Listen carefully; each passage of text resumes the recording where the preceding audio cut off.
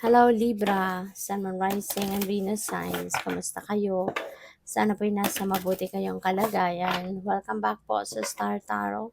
At kung bago kayo dito, welcome din po kayo. Please subscribe, like, share my videos, and leave me a comment kung nakaresonate po kayo. Thank you.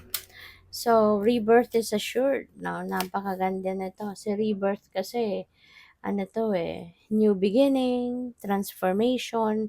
So, meron dito mga bagong sitwasyon, bagong kaganapan sa buhay ninyo. Five, no? Five resonates with change. Meron din tayong 23 that also becomes 5. Holy moly, this is synchronicity. Libra. So, we have number 55 dito, and also these two are two consecutive 5. So, we have number 55 at saka meron tayong 5, 5, and 55. So 55, 55, no? So those are angel numbers, Libra. And that is a synchronicity. So I suggest, ano, i-google po ninyo. Pakitignan kung anong ibig sabihin ng angel number 55. And you can also check that in numerology meaning of number 55 and angel number 5555. So tignan po ninyo kung anong ibig sabihin yan at marami kayong mababasa dyan na po pwedeng mag-resonate sa inyo or po pwedeng maging inspiration ninyo sa inyong mga circumstances. Okay? But number 5 is change. There is transformation definitely na mangyayari, and kino-confirm niya lang, 'di ba? Yung rebirth na sinasabi dito, na rebirth is assured. So parang siguradong sigurado na merong pagbabago, merong transformation, merong pagbabagong buhay, merong pagbabagong bihis, no, ng buhay ninyo rito na magaganap, Libra. And that could be in various areas of life, hindi lang iisang area ng buhay ninyo magkakaroon ng pagbabago, but this could be, in various areas. So good luck sa iyo, and be prepared, no, for anything. So we also have the eagle spirit. The spirit has your back. Okay?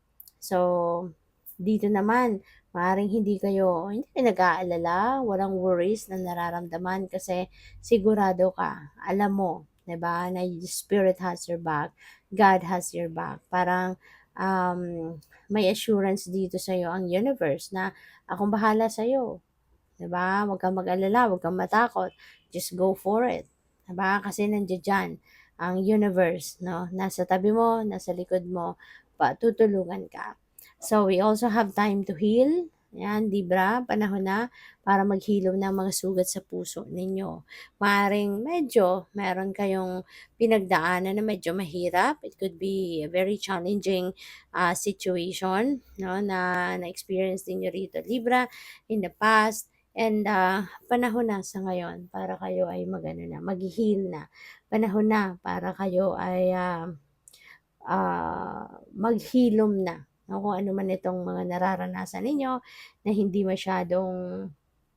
ah, hindi na masyadong maganda ang epekto para sa inyo. Panahon na para tanggalin na yan, yung mga bigat sa dibdib, mga kaguluhan, mga takot, resentments, 'di ba? Tapusin na, no? Sever the ties with those negativity. Kasi hindi yan makakatulong sa'yo na umasenso ka. Hindi yan makakatulong sa'yo na mas maging magandang-maganda ang inyong sitwasyon. Okay? So, tignan natin kung ano pa ang ganap. Maraming salamat for subscribing, and if you haven't subscribed yet, subscribe na kayo. And also maraming salamat din for not skipping the ads. Malaking bagay po yan sa akin. Thank you. And also please click the join button sa baba ng video kung hindi pa kayo nakakapag-join. Okay? Thank you. So we have Knight of Swords. Ano dito?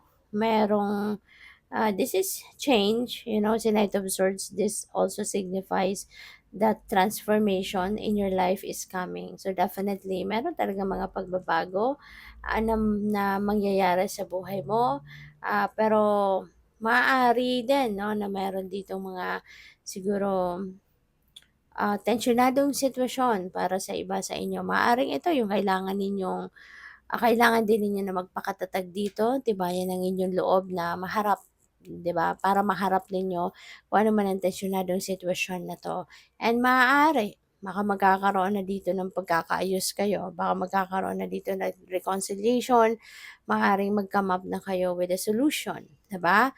Sa problemang ito na kinakaharap ninyo, sa conflict na kinakaharap ninyo. Kaya maaaring magbago na ang sitwasyon ninyo.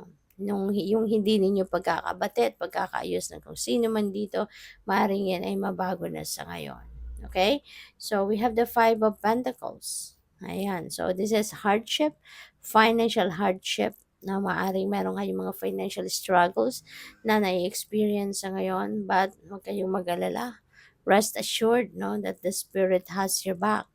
Diba? At Five of Pentacles also is reminding you that there's always hope. Kaya kahit hindi ninyo nakikita ang pag-asa, pero mararamdaman ninyo yan. And when you are hoping for the best possible outcome, wala kayong pagsisisihan.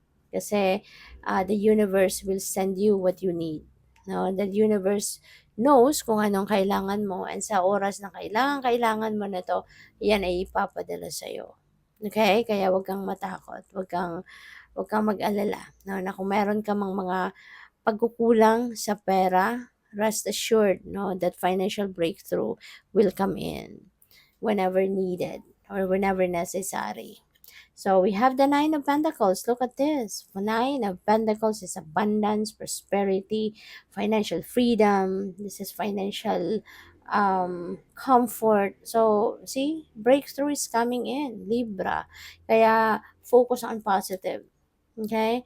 Focus on positivity. Project positivity. Okay? Huwag mong hayaan na huwag kang mag-entertain ng negative energy.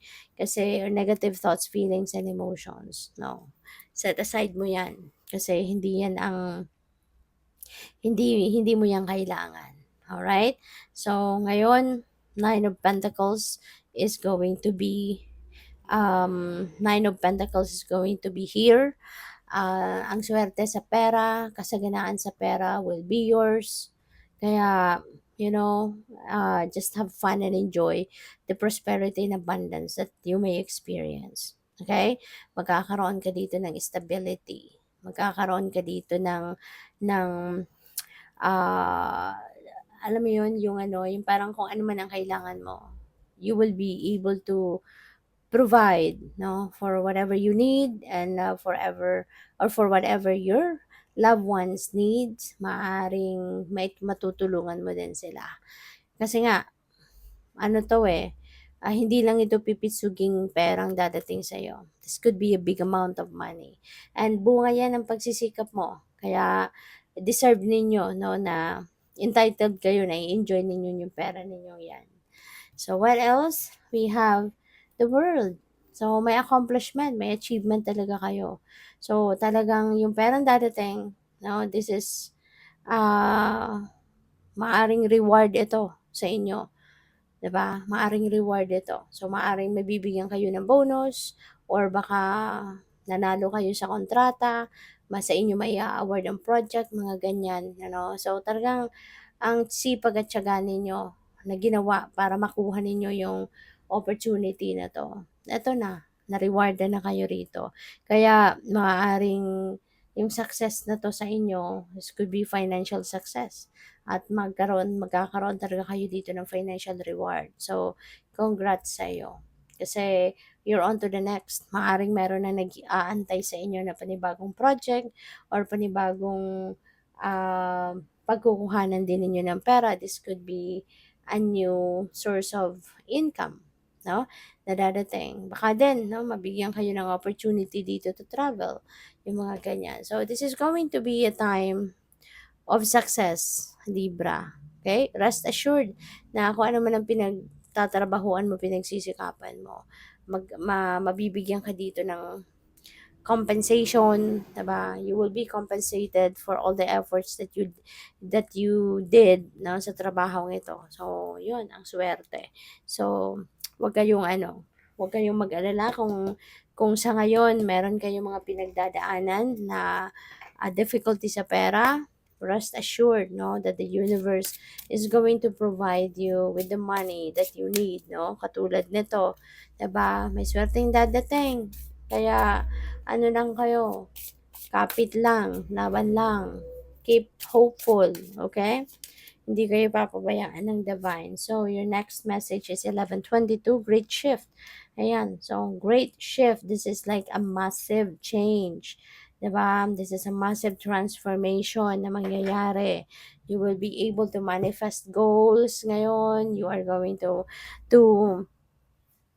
um, receive biyaya din, ano, na kung ano man yung kapalit ba, no, ng hirap at sipag at tiyaga, dugot pawis, 'di ba, na binuhos ninyo sa kung ano man ang inyong ginagawa. Yung sukli nito, eto na makukuha mo na. Good luck. Thank you for watching. Love and light. Namaste.